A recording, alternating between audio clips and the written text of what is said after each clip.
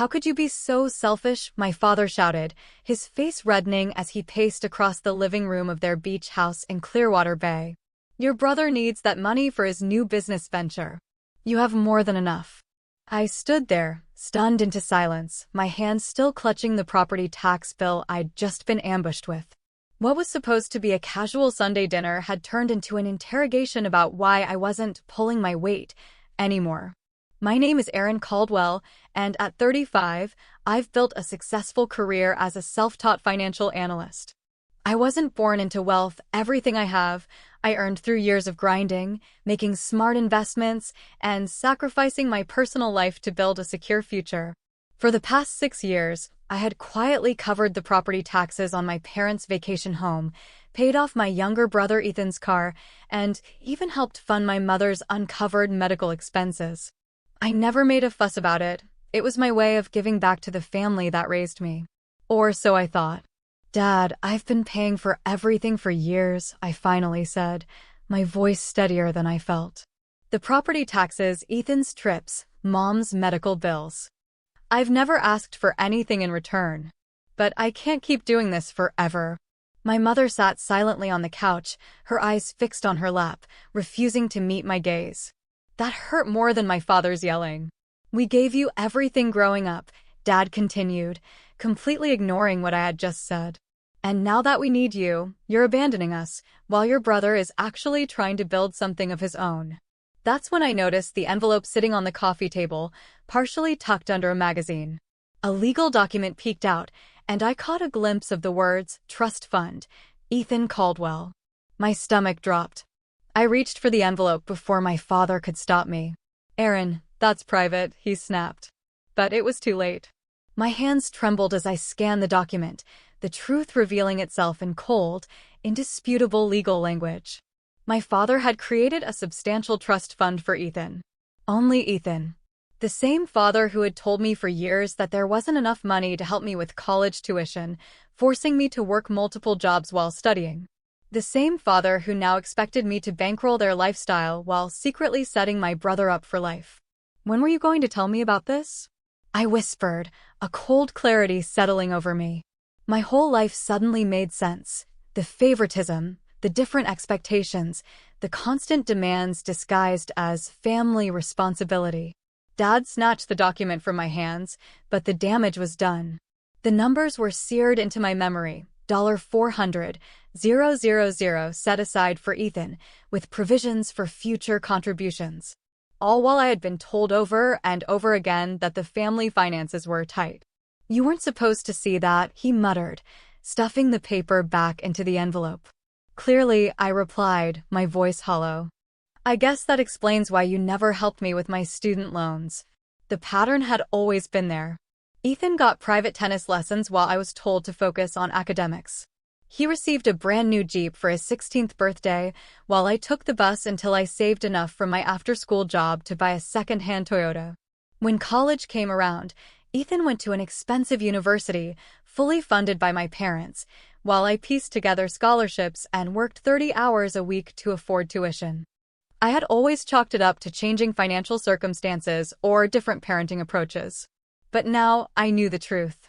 I took a deep breath, forcing myself to stay calm. I've spent years supporting this family while you were secretly building a safety net for Ethan. That's not responsibility, that's exploitation. It's family, Dad shot back. You wouldn't be where you are without us. I laughed, the sound bitter. No, Dad.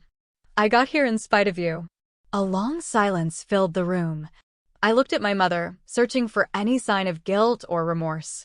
But she just stared at her hands, as if that was easier than facing the truth. I knew, at that moment, that everything was about to change. I won't be paying for the vacation house anymore, I said firmly, tossing the property tax bill onto the table. Or Ethan's car. Or Mom's bills. If he has a trust fund, he can cover it. Erin, don't do this, my father warned. No, Dad, I said, shaking my head. I should have done it a long time ago. Without another word, I grabbed my purse and walked out of that house, for the last time. I never wanted to believe what was now staring me in the face. My parents simply valued Ethan more. Sweetheart, my mother finally spoke, her voice gentle in that placating way I now recognized as pure manipulation. Your brother needs more help than you do. You've always been so independent, so capable. We're proud of how well you've done on your own. The twisted logic took my breath away. I was being punished for my success while Ethan was rewarded for his dependence. All those times I asked for help, I said slowly, the memories flooding back, when I was working 2 jobs in college and barely sleeping, when my car broke down and I couldn't afford the repairs, when I needed a security deposit for my first apartment. You said you couldn't help. But the money was there. It was just earmarked for Ethan. My father shifted uncomfortably. Investment decisions aren't that simple, Aaron, he said, looking anywhere but at me. We had to think about the future. Just not my future, I replied coldly. I thought about all the payments I had made on their behalf over the years. The property taxes on this Clearwater Bay vacation home alone were nearly $9,000 annually. I had covered them for 6 years straight. Then there were the countless other expenses, the $125,000 I paid for roof repairs last summer without complaint, the medical bills I covered for Mom, the car payments for Ethan. And they still expected me to keep paying? The taxes are due next month, Dad said, sliding the bill across the coffee table as if our conversation had never happened. And the Homeowners Association increased their fees again. I stared at him, incredulous. After everything I had just discovered, he still expected me to pay. Something inside me shifted, a fundamental recalibration. I had been played for a fool. But that ended today. I picked up the bill, forcing a small, unreadable smile. I'll take care of it, I said quietly. My father visibly relaxed, missing the resolve in my eyes. The drive back to my downtown Miami condo was a blur. The ocean that usually calmed me now seemed to mock me, stretching vast and endless, just like the years I had spent sacrificing for a family that never even considered doing the same for me. Once home, I ignored my ringing phone, undoubtedly my father, making sure I wouldn't renege on the property tax bill. Instead, I pulled out my laptop, my hands trembling slightly as I opened a folder I had meticulously maintained for years, but never thought I'd need to use. Financial contributions, family. A spreadsheet popped up, displaying every dollar I had funneled into their lives. 6 years of property taxes, $52,200. Ethan's car payments, that I had taken over when he claimed he couldn't afford them, $14,600. New roof for the vacation home, $125,000. Medical expenses for Mom's knee surgery, $9,800. Family vacations I funded under the guise of gifts, $24,500. Total, $226,100. My stomach churned. I scrolled through years' worth of digital receipts, check copies, and bank transfers. Evidence of my own blind loyalty. My phone pinged with a text. Ethan, Dad says you're being difficult about the taxes. Don't be selfish, Aaron. I let out a bitter laugh. Of course, he took their side. Why wouldn't he? He had been the beneficiary of their favoritism his entire life. Another text followed. Dad, we're counting on you for those taxes. Don't let us down. No thank you. No acknowledgement of everything I had already sacrificed. Just an expectation that I would continue financing their lifestyle while they built Ethan's future. Not anymore. The next morning, I called in sick and drove straight to see Daniel Rossi, the financial advisor who had helped me build my investment portfolio after I started making serious money 3 years ago. He looked up from his desk as I entered his office, his brow furrowing slightly. Aaron, this is unexpected. Everything okay? I took a deep breath and set my laptop on his desk. I need to restructure my finances. He raised an eyebrow. What are we looking at?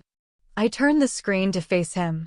I've spent years financially supporting my parents and brother, covering everything from their vacation home taxes to medical bills. His expression darkened as he skimmed the numbers. This isn't sustainable. I know, I said firmly. That's why I'm stopping today. He sat back in his chair, arms crossed. And how do you plan to handle their reaction? I smiled, for the first time in days. That's the best part. I don't care. Quite a list, Daniel said, reviewing my spreadsheet of family contributions. His eyes widened at the total. "And you've never asked for repayment?" "They're family," I said simply. I wanted to help. Daniel removed his glasses and fixed me with a serious look. "Aaron, your generosity is admirable, but this is unsustainable. You're hindering your own financial future while enabling their dependents. This isn't healthy for any of you." I exhaled slowly. "I know that now." I told him about the trust fund, the money my parents had secretly set aside for Ethan while expecting me to foot their bills. Daniel's expression darkened. "That changes things." For the next 2 hours, we developed a plan. I needed documentation, notarized statements of all my contributions, formal receipts, and a complete accounting of everything I had given them. Daniel recommended his colleague, a forensic accountant named Victor Hernandez, who specialized in financial disputes. "Are you sure you want to go down this road?" Daniel asked as our meeting wrapped up. Family conflicts over money can get ugly fast.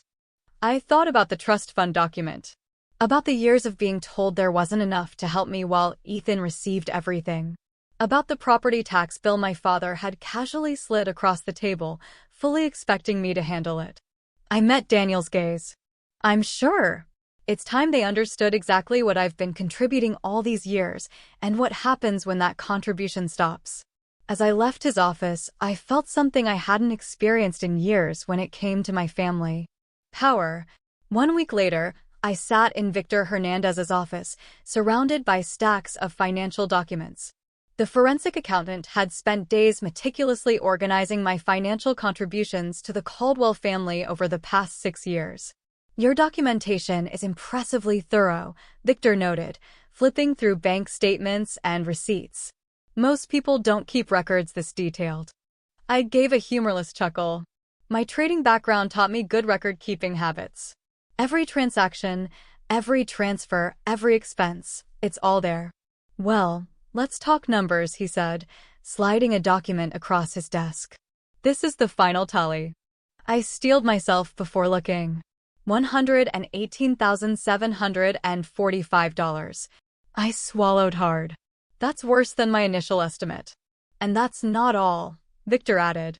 "The additional $14,915 accounts for the investment interest you've lost by diverting these funds from your portfolio.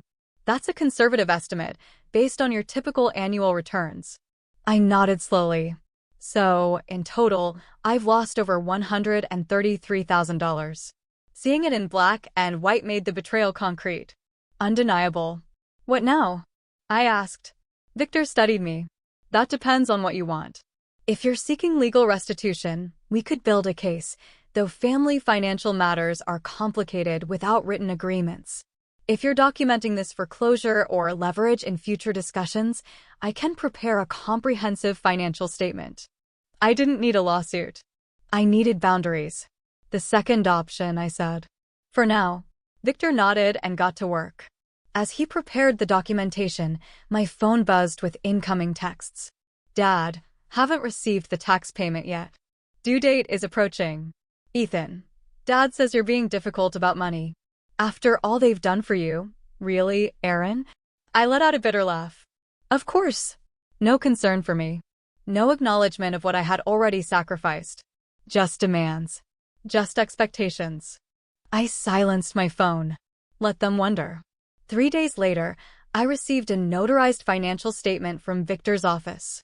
It was meticulously organized, listing every cent I had contributed to my family over the past 6 years, categorized by recipient, purpose, and date. It also included a calculation of lost investment opportunities and a statement from Daniel Klein verifying the legitimacy of the analysis. It was undeniable proof of my financial support and how deeply they had taken advantage of me. That evening, my phone rang. "Mom." I debated ignoring it but sighed and answered. "Aaron, your father is concerned about the property tax payment," she began, her voice carefully modulated to hide any tension. Not, "Are you okay?" Not, "How have you been?" Just, "We need your money." I stayed silent, waiting for her to continue. "We noticed you haven't sent it yet, and with the due date coming up, we don't want any late fees." I closed my eyes, gripping the phone tighter. The audacity. They expected me to keep funding their luxury lifestyle while they built a financial safety net for Ethan. Aaron? Are you there? I exhaled slowly. Yeah, Mom. I'm here. And for the first time in years, I wasn't afraid to tell her the truth. I'm not paying it.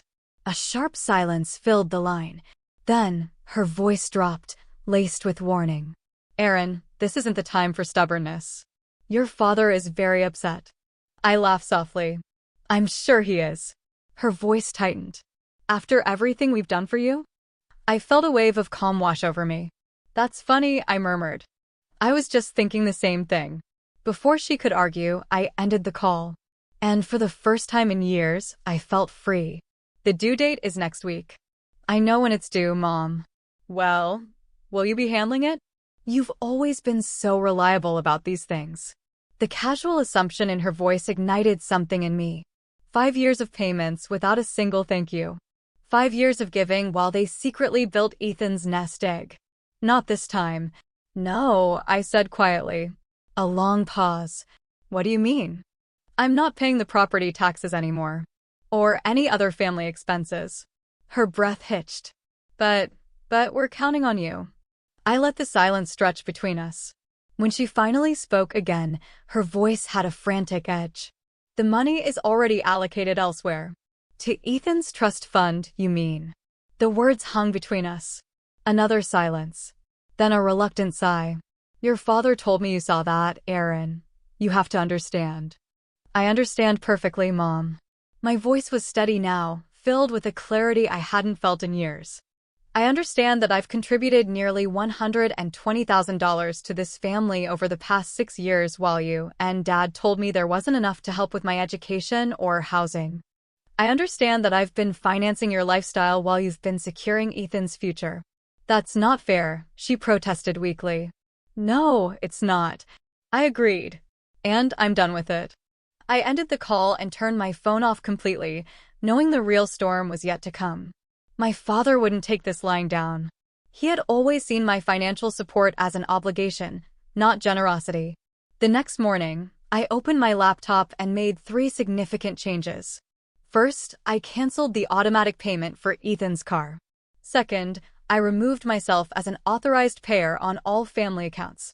Third, I transferred $120,000 from my brokerage account into a new, separate investment fund labeled My Future. For the first time in years, I felt unburdened.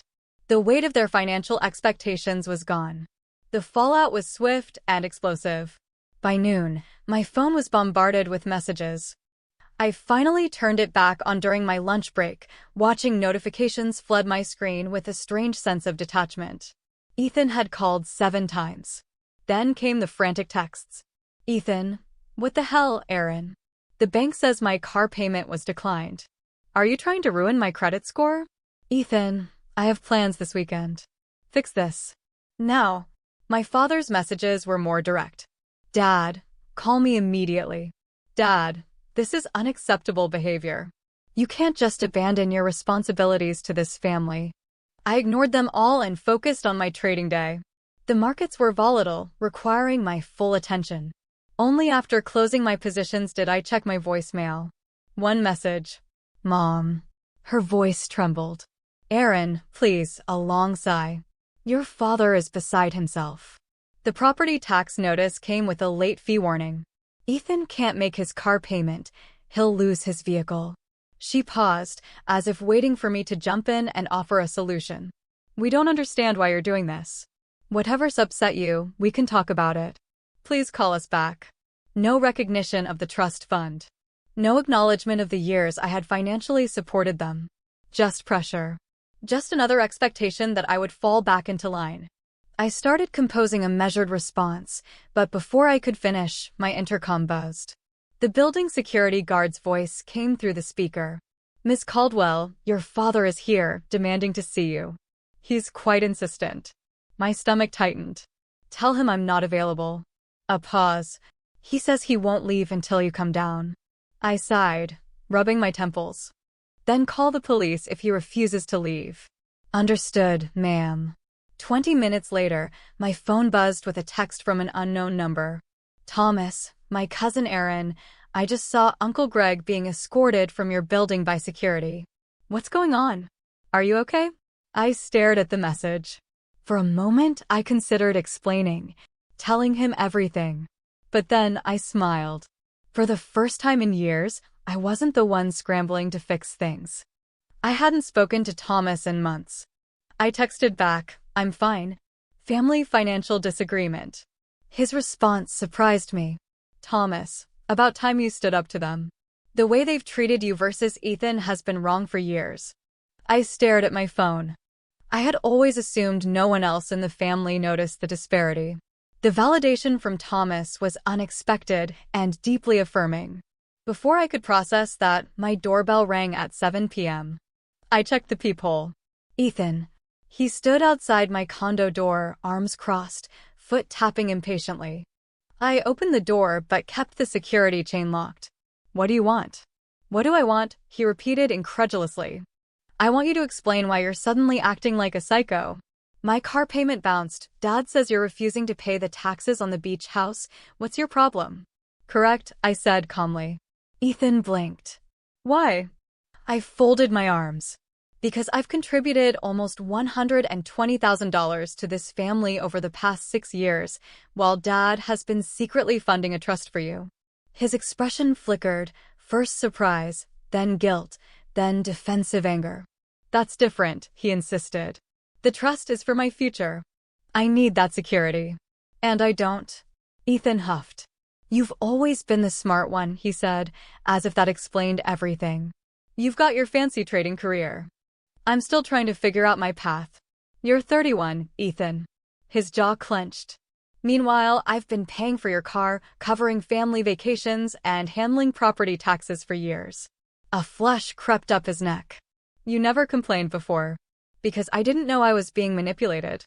I held his gaze, unwavering. "I didn't know that while I was draining my accounts to help the family, Dad was funneling money into your trust fund." Ethan scoffed. "It's not that much money." I tilted my head. $350,000 is a significant amount. His eyes widened. "How do you know the exact?" I saw the document. A beat of silence passed between us. Then, remarkably, Ethan tried a different approach. His expression softened as he reached for my arm.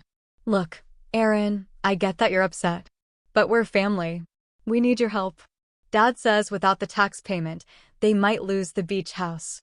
I took a step back, breaking his contact. "That's not my problem anymore." His face twisted. "You'd let them lose the vacation home where we spent our summers? How can you be so cold?" I looked at my brother. Really looked at him. And for the first time, I saw it. The entitlement that had been cultivated his entire life. He genuinely couldn't comprehend why I would stop financially supporting the family. "They have options," I said evenly. "They could use some of your trust fund." Ethan's face hardened. "That's not fair." I smiled sadly. "No, Ethan, nothing about this has been fair." Then, I closed the door. Gently, but firmly. 2 weeks passed. The property tax deadline came and went. I maintained radio silence with my parents and Ethan, focusing instead on my work and my own financial planning. With Daniel's guidance, I had restructured my investment portfolio. Now that I wasn't hemorrhaging money to my family, the difference was substantial. I could increase my retirement contributions and even start looking at buying a small vacation property of my own. For the first time in years, I felt in control. Then, my peace was shattered by an email from my Uncle Pete. Subject: "What's going on with Greg and the beach house?" "Aaron, your dad reached out to me asking for a $10,000 loan to cover property taxes and penalties. He said something about you refusing to help the family anymore. This doesn't sound like you. Everything okay?" I stared at the screen. A bitter laugh escaped my lips. So my father was now approaching other family members for money, rather than touching Ethan's sacred trust fund. "Of course." I carefully composed my reply, attaching a PDF summary of my financial contributions to the family over the past 6 years. Then I typed, "Hi, Uncle Pete. I appreciate your concern. To clarify, I haven't refused to help my family. I've actually contributed over $120,000 to them in the past 6 years, including covering property taxes, Ethan's expenses, and even medical bills. Attached, you'll find a breakdown of every dollar I've given. Meanwhile, Mom and Dad have been setting aside money into a $350,000 trust fund for Ethan without ever mentioning it to me. I only found out by accident. They had the means to cover these expenses all along. They just chose not to. I simply decided that it was time to prioritize my own future. If Dad truly needs help, he has other options. Take care. Aaron. I hit send and leaned back in my chair, exhaling slowly. It was out there now. The truth. And I had nothing to be ashamed of. I had included a detailed explanation of the trust fund situation in my email, and Uncle Pete's response came within an hour. Uncle Pete, holy hell, Aaron. I had no idea. No one did. Greg's been telling everyone how he's struggling to support both of his kids equally. This changes everything. The next day, my cousin Thomas called. Aaron, there's something you should know. His voice was urgent. What is it? There's a family meeting happening at your parents' house this weekend. Uncle Greg called it to discuss your abandonment of the family. My stomach tightened. He's trying to rally everyone against me. Exactly. I sighed. Of course, he was. There's more, Thomas continued. I overheard my dad talking to your father. Apparently, they're planning to guilt you into not just resuming payments, but covering all the late fees and penalties too. I blinked. Wait, what? Yeah. They're framing it as you deliberately damaging the family legacy. The audacity was breathtaking. Are you going to this meeting? I asked. Yes, and so are you, Thomas said firmly. You need to set the record straight. I'll back you up. I hesitated. Confronting my father in front of the extended family would be challenging. But perhaps it was necessary. I'll be there. Saturday, the family meeting. I dressed carefully in a professional black pantsuit, the one I always wore for tough negotiations. Then, I grabbed the complete financial documentation from Victor, including the notarized statements and calculations of lost investment opportunities. I arrived at my parents' house just as the meeting was getting underway. As I stepped inside, the living room fell silent. My father stood near the fireplace mid-speech. Aunts, uncles, and cousins sat around the room, their expressions ranging from confusion to concern. Ethan sat beside my mother on the sofa, both looking decidedly uncomfortable. My father recovered quickly. Aaron, I'm glad you decided to join us, he said smoothly. We were just discussing the situation with the beach house. I met his gaze evenly. I'm sure you were. I set my briefcase on the coffee table. And I'm sure you provided everyone with all the relevant financial information. His expression tightened. We're discussing your refusal to meet family obligations. Interesting. I opened my briefcase because I have 5 years' worth of financial records showing over $118,000 in family obligations I've already met. A ripple of murmurs spread through the room. I glanced at my father. He looked pale.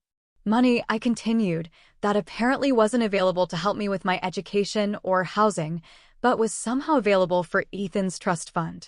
The murmurs grew louder. My Aunt Catherine, always direct, spoke up. What trust fund? I looked at my father, giving him the chance to answer. He said nothing. So, I passed copies of the summary document to everyone in the room.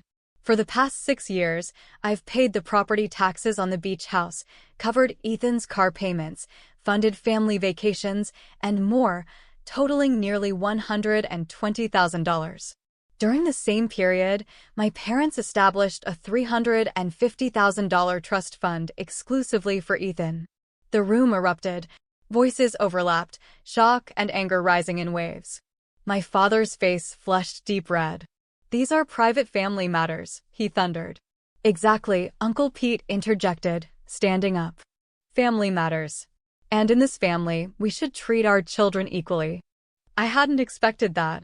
As the room divided into heated discussions, my father's gaze locked with mine. And for the first time, I saw something in his eyes I had never witnessed before. Fear. The fear of exposure. the fear of his carefully constructed narrative crumbling. And beneath that fear, something even more unexpected. Respect. The aftermath. The family meeting ended with my father storming out, my mother tearfully following him. Ethan sat frozen on the couch, avoiding eye contact with everyone. The rest of the family lingered, processing the revelations. Aunt Catherine sighed. I had no idea it was this bad. Uncle Pete shook his head. Neither did I. Greg made it sound like Aaron had abandoned them. I took a breath. Now you know the truth. Catherine squeezed my shoulder. Good for you, sweetheart. You deserve better. As I drove home, I felt lighter. For the first time in years, I wasn't the one scrambling to fix things. I wasn't the family's ATM. I wasn't trapped in the role they had assigned me. I was free. Catherine studied the financial documentation in front of her. Greg always portrayed you as the successful one who didn't need help. Uncle Pete shook his head. This isn't right. The beach house has been part of our family memories for years. If you've been paying those taxes all this time, you should have some ownership stake. I hadn't considered this angle before. The vacation property was titled solely in my parents' names, despite my significant financial investment in it. I don't want the house, I explained. I just want them to recognize the unfairness of the situation. Thomas placed a hand on my shoulder. Recognition isn't enough, Aaron. There should be consequences. 3 days after the family meeting, my phone lit up with a text from my father. No apology. No acknowledgement of wrongdoing. Just 4 terse words. The property taxes are due. I stared at the message, incredulous at his audacity. After everything that had been revealed, he was still treating me like his personal ATM. That evening, I received an unexpected call from my mother. Aaron. Her voice was hesitant. What is it, Mom? Your father isn't handling this well. The beach house means everything to him. More than treating his children equally? I asked. Her silence was telling. I exhaled sharply. Mom, I've contributed nearly $120,000 to this family. Dad created a $350,000 trust fund for Ethan without ever offering me similar support. The disparity is glaring. She sighed. I know. For the first time, she admitted it. I've always known it wasn't right, she said quietly. But your father makes the financial decisions. I understand, I replied. But this is where it stops. Drawing the line, the next morning I texted my father back with a single attachment. A photograph of the notarized financial record of my contributions over the past 6 years, with the total circled in red. No additional message was necessary. The documentation spoke for itself. An hour later, my phone rang. I expected my father's angry voice. Instead, it was Ethan. His voice shook slightly. Aaron. Dad just showed me all the documentation you sent. A pause. Is it really that much? Over $118,000, yes. Every penny documented and verified by a forensic accountant. There was a long silence. I had no idea. Ethan's voice was barely above a whisper. Dad always told me you were just helping a little here and there because you had extra money. He never said you were covering major expenses while he was building my trust fund. His voice cracked on the last words. For the first time, I heard genuine remorse. Aaron, I don't know what to say. I feel terrible. I softened slightly. It's not entirely your fault. No, he exhaled sharply. Dad created the situation, but I benefited from it. And I never questioned it. I just assumed I deserved the help. Another long pause. Then, Ethan surprised me. I'm going to fix this. What do you mean? It's not right. Before I could ask anything else, he hung up. A shift in power. The next day, I received formal documentation from my father's attorney. The property taxes on the beach house had been paid in full. And attached was something else, a legally binding amendment to the property title. I now owned a 25% stake in the house. I blinked in shock, rereading the documents. Attached was a note from the lawyer. Megan insisted on using funds from her trust to cover the taxes and legal fees for the ownership transfer. My phone buzzed. A text from my father. This wasn't necessary. Family helps family. I didn't respond. His message revealed that he still didn't understand or refused to acknowledge the fundamental unfairness of his actions. Minutes later, another text arrived. This one from my mother. Your father is struggling with this, but I want you to know. I'm proud of you for standing up for yourself. I should have done the same years ago. I stared at the message, emotions tightening in my chest. Had she finally seen the truth? Or had she always known, but was too afraid to act? I didn't reply. The final shift. That evening, Ethan called again. His voice was steady this time. I've asked Dad to split the trust fund equally between us. I sat up straighter. What? He refused at first, Ethan admitted. But Uncle Pete and Aunt Catherine backed me up. He's meeting with his financial advisor tomorrow to make the arrangements. For a long moment, I didn't speak. Not because of the money itself, but because of what it represented. Acknowledgement. Fairness. Respect. I let out a breath I hadn't realized I was holding. Thank you, Ethan. No, he said, voice firm. Thank you for finally making us face the truth. I want to hear from you. For 6 years, I sacrificed my own financial well-being because I believed in family loyalty, but what happens when that loyalty isn't reciprocated? What do you do when the people who should have your back see you as a resource, not a person? I want to know, have you ever been in a similar situation? Have you ever been the responsible one while others benefited from your hard work? Drop a comment below and tell me how you handled it. If you haven't experienced this personally, I want your honest opinion. Did I make the right choice by walking away from my family's financial demands? Should I have done it sooner?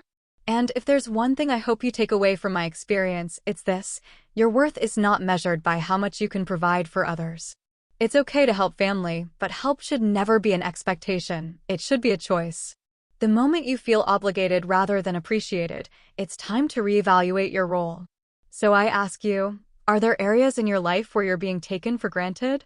Are you pouring into relationships that don't pour back into you? If so, let this be your sign to set boundaries, reclaim your independence, and prioritize your own future. Leave a comment below. What would you have done in my place? What's your best advice for others stuck in the same cycle? Let's talk.